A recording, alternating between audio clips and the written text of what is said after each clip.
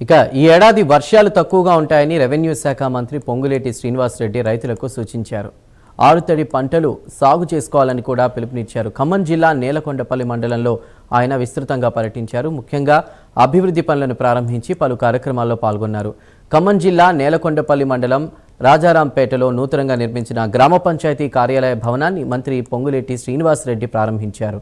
మంత్రి పొంగులేటి గ్రామంలోని 5 ఏళ్లలోపు చిన్నారులకు పోలియో చుక్కలు వేసేటువంటి కార్యక్రమంలో స్వయంగా పాల్గొన్నారు. కాంగ్రెస్ ప్రభుత్వం పేదల కోసం అనేక సంక్షేమ కార్యక్రమాలు అమలు చేస్తోందని స్పష్టం చేశారు. ఈ కార్యక్రమంలో పలువురు ప్రజా ప్రతినిధులు పాల్గొన్నారు.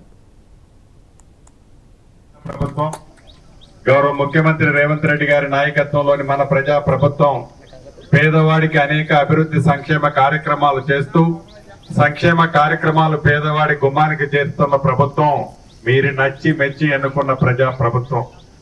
ఈ గడిచిన 2.5 సంవత్సరాల్లో అనేక సంక్షేమ కార్యక్రమాలు పేదవాళ్ళకి ఇచ్చాం.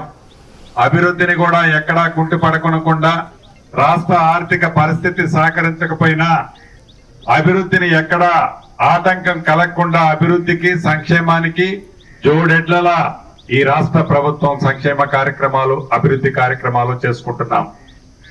అందులో భాగమే రైతును రాజును చేసే దాంట్లో భాగంగా రైతుకి అనేక సంక్షేమ కార్యక్రమాలు గతంలో ఏ ప్రభుత్వం చేయలేని సంక్షేమ కార్యక్రమాలు రైతన్నకి ఇచ్చాం.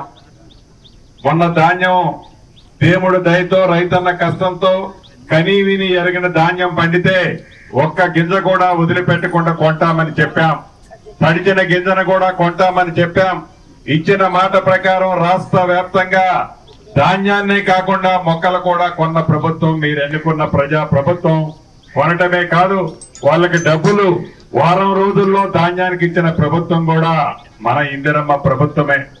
ఆడబిడ్డలని 1 కోటి మందిని కోటేశ్వరులు చేస్తామని ఇప్పటికే సుమారు 63,000 కోట్ల రూపాయలు సున్నా వడ్డీకి వారికి శాంక్షన్ చేసి ఇవ్వటం జరిగింది.